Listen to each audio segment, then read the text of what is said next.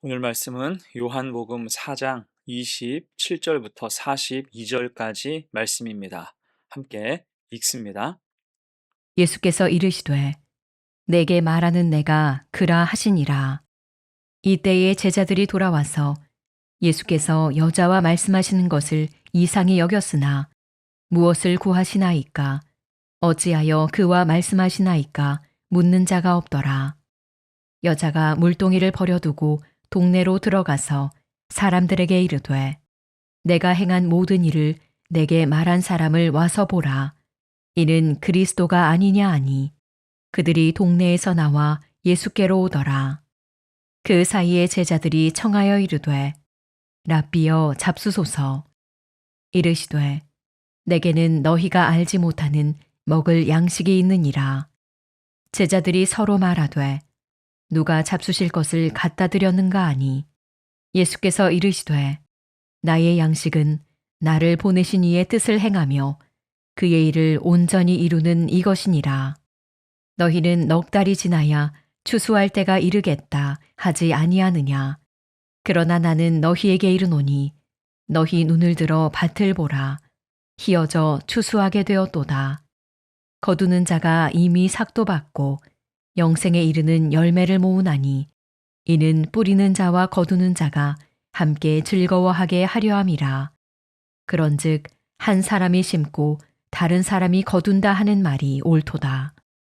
내가 너희로 노력하지 아니한 것을 거두러 보내었노니 다른 사람들은 노력하였고 너희는 그들이 노력한 것에 참여하였느니라. 여자의 말이 내가 행한 모든 것을 그가 내게 말하였다 증언하므로 그 동네 중에 많은 사마리아인이 예수를 믿는지라. 사마리아인들이 예수께 와서 자기들과 함께 유하시기를 청하니 거기서 이틀을 유하심에 예수의 말씀으로 말미암아 믿는 자가 더욱 많아 그 여자에게 말하되 이제 우리가 믿는 것은 내 말로 인함이 아니니 이는 우리가 친히 듣고 그가 참으로 세상의 구주신 줄 알미라 하였더라. 수가성에 가득한 기쁨이란 제목으로 말씀 증거합니다. 요한복음 4장은 수가성 여인에 대한 이야기가 중요하죠. 이 여인은 수가라는 지역에 살았습니다. 수가는 구약 성경에 나오는 세겜이라 할 수가 있어요. 세겜이 어떤 곳입니까? 이 세겜은 본래 아브라함이 본토와 친척과 아비의 집을 떠나고 나와서 하나님께 첫 번째로 제단을 쌓은 곳입니다. 또한 야곱이 정착했던 곳이기도 하죠. 그래서 오늘 본문 위 6절을 보면 야곱의 우물이 있더라. 이 말씀처럼 수가에는 야곱의 흔적이 있었어요. 그리고 이 세겜은 애굽에서 이장된 요셉의 시신이 안치된 곳이며 여호수아가 온 민족의 회개와 결단을 촉구했던 곳이기도 합니다. 그래서 신앙의 역사로 볼 때 이 수가는 굉장히 중요한 의미가 있는 장소였어요. 하지만 오늘 본문에서 주님이 방문하셨을 때는 과거의 영광이 이제 거의 남아있지 않았습니다. 여호수아 시대 이후로 이 땅은 반역의 땅이 되었고 우상 숭배의 진지가 되어 버렸어요. 그러다가 아수르에게 땅을 빼앗기고 이후로는 이방인들이 잔뜩 들어와서 살아가는 현재의 수가 사마리아가 된 것입니다. 여러분, 그래서 세겜 땅 수가를 보면서 주목할 사실이 무엇입니까? 한때 은혜의 장소도 한순간의 죄와 불신앙의 장소가 될 수 있다는 거예요. 아브라함과 야곱, 요셉과 여호수아로 이어지는 믿음의 유산, 믿음의 줄기가 한눈 팔고 삐끗하는 사이에 여로보암과 아합, 오므리와 아수르로 대체되면서 은혜의 줄기가 끊어져 버린 것입니다. 여러분, 이 사실은 우리에게도 큰 교훈을 줘요. 은혜의 자리를 소중하게 지키라는 거죠. 지금 내가 은혜의 자리에 서 있을지라도 나의 교만과 불신앙으로 그 자리가 황폐해질 수 있음을 알아야 할 겁니다. 여러분, 그래서 나태해지지 않고 은혜의 자리에서 기도와 예배로 뿌리내려서 늘 주님과 동행하시기를 축복합니다. 자, 아무튼 오늘 주님은 잃어버린 옛 세겜 땅, 그 은혜의 자리를 회복하고자 수가성에 가셨습니다. 그곳에서 무슨 일을 하셨으며 그를 통해 제자들에게 어떤 교훈을 주셨을까? 두 가지로 생각해 봅니다. 첫 번째, 잃어버린 영혼을 찾으셨어요. 우리가 지난 시간에 배운 것처럼 주님은 수가성에서 한 여인을 만나셨죠. 더 정확하게 말한다면 주님이 그 여인을 찾아가셨습니다. 길을 가다가 우연히 만난 게 아니라 주님께서 애쓰고 힘써서 그 여인을 찾아가신 거죠. 그런 의미에서 요한복음 4장을 잘 보면 주님이 이 한 영혼을 구하시기 위해서 얼마나 많은 배려를 하셨는지를 알 수 있습니다. 먼저 수가성 여인을 만나신 시간에 주목해야 할 겁니다. 만난 시간이 우리 시간으로 낮 12시였어요. 그럼 이 여인에게 낮 12시는 무슨 의미였을까요? 그 시간은 수가성 여인이 우물로 물 들어가는 시간이었습니다. 그럼 왜 가장 더운 낮 12시에 우물가에 갔을까요? 뭔가 그의 삶에 문제가 있었다는 것입니다. 안타까운 사연이 있어서 스스로 마음 문을 닫고 주변 사람과 소통하지 않게 된 것입니다. 그러면 주님께 낮 12시의 의미는 무엇일까요? 현재로는 피곤한 시간이죠. 6절 중간을 보면 예수께서 길 가시다가 피곤하여라고 말씀합니다. 왜 피곤하실까요? 여러 신학자들은 말합니다. 예수님께서 여인을 만나기 위해서 시간을 맞추어서 오신 까닭이에요. 대략 유대 접경에서 수가까지는 빠른 걸음으로 가도 반나절 6시간 이상이 걸린다고 하죠. 그래서 주님은 이 여인을 만나시려고 이른 아침에 출발해서 열심히 오신 것입니다. 영혼에 대한 사랑이 가득 담겨 있죠. 그리고 가장 귀한 복음의 말씀을 주셨죠. 24절 하나님은 영이시니 예배하는 자가 영과 진리로 예배할지니라. 아멘. 그러니까 주님은 그 사람이 어떤 사람이든 어떤 과거가 있든 현재 무엇을 하든 영혼에 갈급함이 있는 자에게 그 목마름을 채워주시기 위해서 친히 찾아오실 수 있다는 것입니다.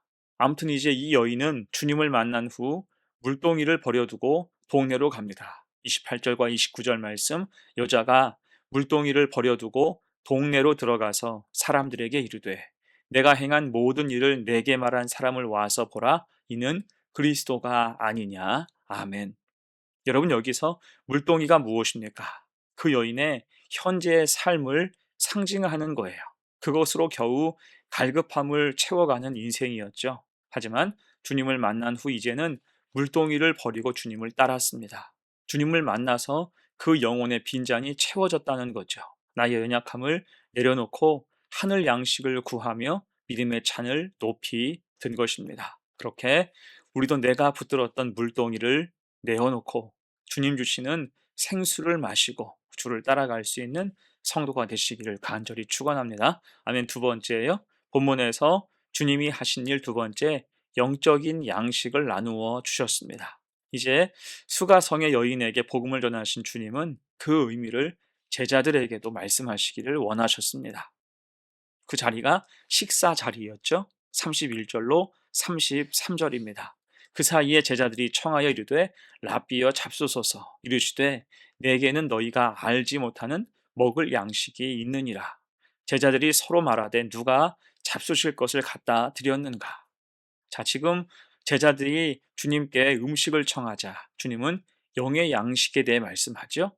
너희가 알지 못하는 먹을 양식이 있느니라. 물론 이 뜻을 제자들이 알 리가 없었습니다. 그러자 34절에서 이어서 말씀하세요. 예수께서 이르시되 나의 양식은 나를 보내신 이의 뜻을 행하며 그의 일을 온전히 이루는 이것이니라. 아멘. 그럼 여기서 말씀하는 영의 양식이란 무엇일까요? 이것은 말 그대로 하나님이 주시는 양식이죠. 하나님이 보내신 뜻을 기억하고 그 일을 행할 때 이를 통해서 하나님이 새 힘을 불어넣어 주시고 돌봐주신다, 그러한 뜻이에요. 또한 그 영의 양식은 동역할 때 함께 얻을 수 있다고도 말씀하십니다. 37절과 38절입니다. 그런즉 한 사람이 심고 다른 사람이 거둔다 하는 말이 옳도다. 내가 너희로 노력하지 아니한 것을 거두러 보내었노니 다른 사람들은 노력하였고 너희는 그들이 노력한 것에 참여하였느니라. 아멘. 함께 동역하고 자기 역할을 충실히 감당할 때 영적인 양식은 풍족해지며 함께 나누게 된다는 것입니다. 곧 이 말씀은 주님 가시는 길을 철저히 따라가라 그러한 뜻이에요.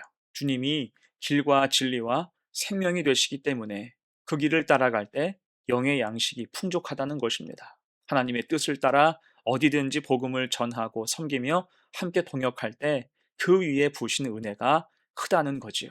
자, 그러면서 주님 일행은 사마리아 수가에서 며칠을 더 유했고 복음을 전할 수 있었습니다.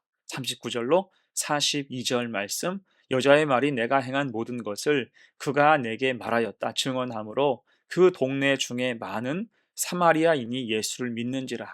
사마리아인들이 예수께 와서 자기들과 함께 유하시기를 청하니 거기서 이틀을 유하심에 예수의 말씀으로 말미암아 믿는 자가 더욱 많아 그 여자에게 말하되 이제 우리가 믿는 것은 내 말로 인함이 아니니 이는 우리가 친히 듣고 그가 참으로 세상의 구주신 줄 알미라 하였더라. 아멘.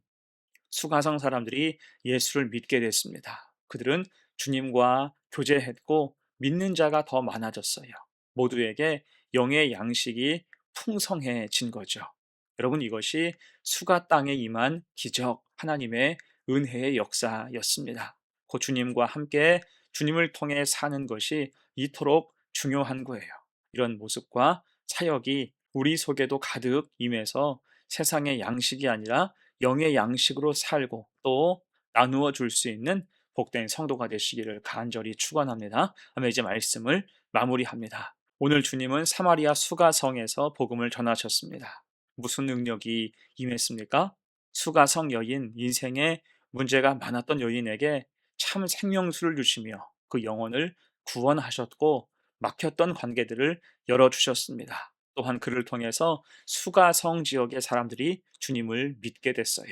그리고 제자들에게는 영의 양식을 설명하심을 통해서 하나님이 주시는 것, 하나님이 허락하시는 뜻 안에서 동역하고 섬길 때 누릴 수 있는 영의 양식을 깨닫게 하시고 가장 큰 기쁨이 거기에서 넘치게 됨을 알려주셨습니다. 여러분, 그래서 복음은 능력이에요. 복음은 가지 못할 곳이 없고 변화시키지 못할 영혼도 없습니다. 그 능력을 보이신 말씀이 오늘 본문이죠.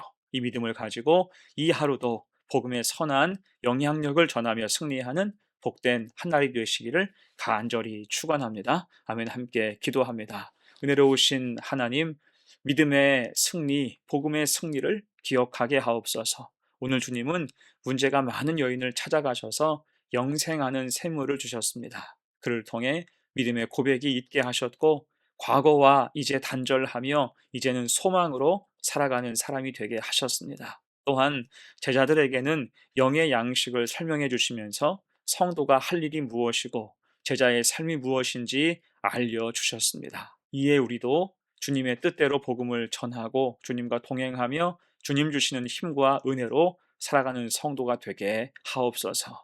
복음의 능력을 믿습니다. 예수님의 이름으로 기도합니다. 아멘.